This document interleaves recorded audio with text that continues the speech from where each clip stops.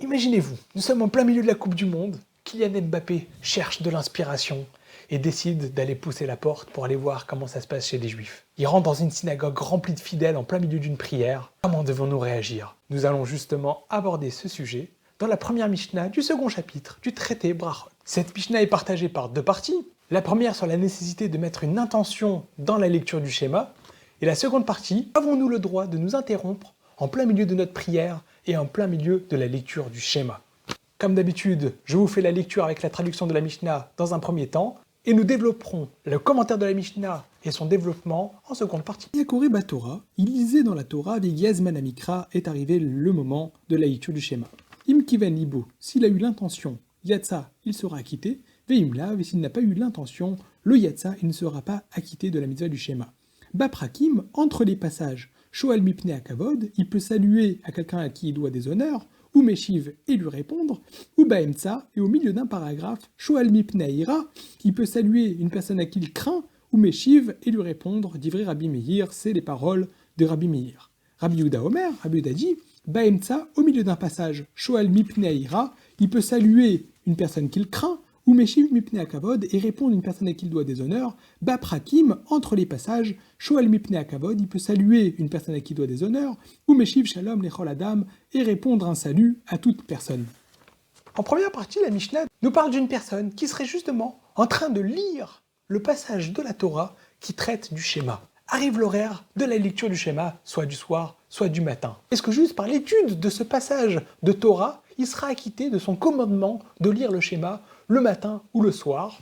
La Mishnah nous dit qu'il y a une nécessité de mettre une intention. Il faut aussi penser, avoir la kavana, que nous sommes en train d'accomplir le commandement de lire le schéma le soir, le schéma du soir, le matin, le schéma du matin. Cet enseignement fait suite à un débat qui est rapporté dans le Talmud, de savoir est-ce que lorsque nous accomplissons les mitzvot, y a-t-il besoin d'avoir l'intention justement d'accomplir les mitzvot? Est-ce que lorsqu'on fait un acte d'accomplissement des mitzvot, si on le fait de manière banale, sans réfléchir, est-ce qu'on est acquitté de cet acte de mitzvot? Ou non, il y a une nécessité de penser à l'accomplissement des mitzvot. Lorsqu'on met les téphilines, lorsqu'on fait le Shabbat, n'importe quelle mitzvah, est-ce que si on le fait sans réfléchir, on sera acquitté de cette mitzvah ou non? Lors de l'accomplissement de ce commandement, il faut penser, justement, nous sommes en train d'accomplir le commandement de la mitzvah, de faire le schéma, de faire le Shabbat, etc. etc.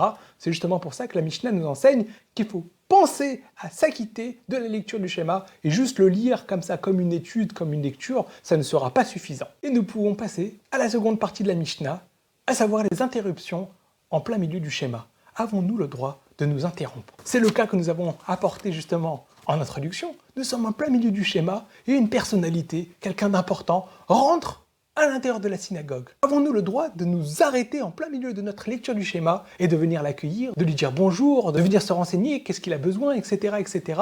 C'est le sujet de la seconde partie de la Mishnah. Pour bien comprendre le débat entre Rabbi Yehuda et Rabbi Meir, il va falloir partager sous forme de catégories. Il y a dans le schéma deux catégories de passages, ce qui est appelé dans la Mishnah Ben Aprakim et Baemtsa. Ben Aprakim, il s'agit entre les passages. Il y a plusieurs paragraphes, on parle justement entre les paragraphes. Ça, c'est ce qu'on appelle Ben Aprakim, et Baemtsa, ce serait au milieu d'un paragraphe. Deux actions sont analysées dans la Mishnah, soit d'être l'initiateur d'aller saluer la personne, soit au contraire de devoir répondre à cette personne. Ce qu'on appelle Shoel, Shoel c'est être initiateur, Meshiv c'est de répondre. Et il y a trois catégories de personnes qui sont citées dans la Mishnah. Shoel Mipne Kavod, demander bonjour par respect.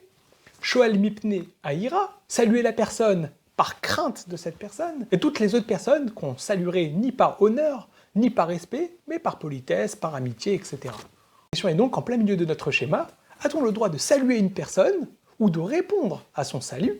Il faut savoir que tout ce qui sera autorisé à l'intérieur du schéma sera au contraire interdit durant la prière de la Hamida, comme nous verrons dans la suite du traité Brachot. Il faut savoir que quand on fait la prière, ça n'est pas juste un rituel, on est en train de vivre quelque chose, un moment de proximité avec Dieu. Lorsqu'on lit le schéma, nous sommes en train de proclamer l'unicité de Dieu, que Dieu est le maître de tout, et d'une certaine manière, on se soumet à Dieu. Si en plein milieu que nous sommes en train de proclamer ça, et qu'il faut être conscient justement de ce qu'on est en train de proclamer. Comme nous avons vu dans la première partie de la Mishnah, il faut avoir l'intention de cette mitzvah. Il faut savoir qu'est-ce que nous sommes en train de faire. On ne peut pas juste faire ça comme un rituel. Au moment même où je suis en train de proclamer que Dieu est le maître du monde, eh ben je m'arrête et je vais aller saluer d'autres personnes. Je suis en plein milieu de mon schéma, je m'arrête et je vais aller parler à d'autres personnes. C'est proclamer une chose et faire exactement son contraire. Saluer certaines personnes, ça sera autorisé. Est-ce que la crainte, par exemple, ça cause un danger? Non, ça ne cause pas un danger, puisque d'ailleurs, ces raisons pour lesquelles on a le droit de saluer seront interdites lorsque nous serons en train de faire la prière de la Hamida.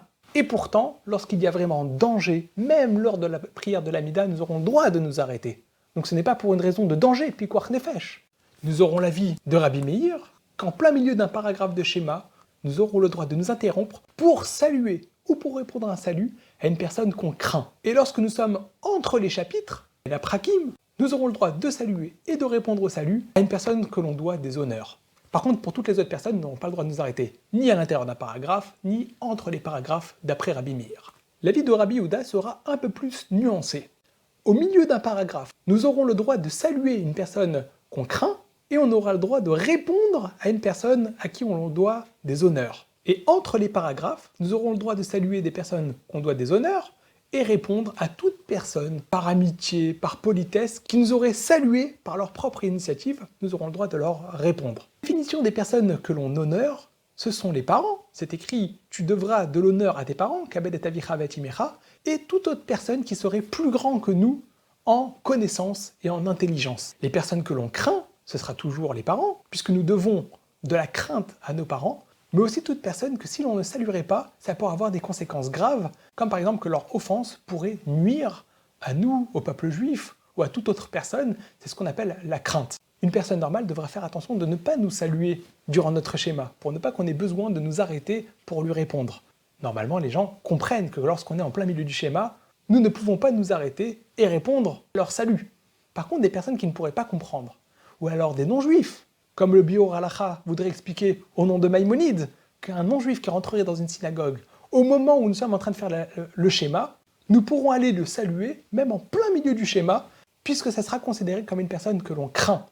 Puisque ne pas le saluer, ça pourrait l'offenser et causer du tort au peuple juif. Si on reprend le cas de figure qu'on a rapporté en introduction de la Mishnah, Kylian Mbappé qui viendrait en plein milieu de la prière pour venir voir comment ça se passe chez les juifs, nous pourrons nous arrêter en plein milieu du schéma pour aller le saluer. Ce qui ne sera pas le cas en plein milieu de la prière de la Hamida. D'ailleurs, il y a un passage dans le Talmud, au traité Sanhédrin, où on nous rapporte une personne qui avait été rejetée de la salle d'études pour son comportement, afin qu'il s'interroge sur ses actions et qu'il revienne sur le droit chemin. Il est revenu voir Rabbi Yeshua ben Perachia, justement au moment où Rabbi Yeshua ben Perachia est en train de faire le schéma. Il a voulu lui dire d'attendre la fin de la récitation du schéma pour discuter, et c'est pour ça qu'il lui a dit avec les deux mains « Attends, vous ne pouvez pas s'arrêter en plein milieu du schéma !» Sauf que cette personne-là, en voyant Rabbi Yeshua ben Perachia lui présenter ses deux mains, a compris « Ne reviens jamais !» Comme si qu'il n'était plus jamais le bienvenu au sein du peuple juif. C'est pourquoi il est parti, il a fait des catastrophes, on connaît les conséquences, pour ceux qui savent de qui il s'agit. C'est pour ça qu'il va falloir faire attention à l'offense qui peut être causée si on ne salue pas une personne qui risque d'être offensée durant le schéma. Par contre, ça ne sera pas le cas pendant la prière de l'Amida, comme nous verrons dans la suite du traité. Merci d'avoir suivi cette Mishnah. À demain pour la seconde Mishnah du second chapitre du traité Brachot.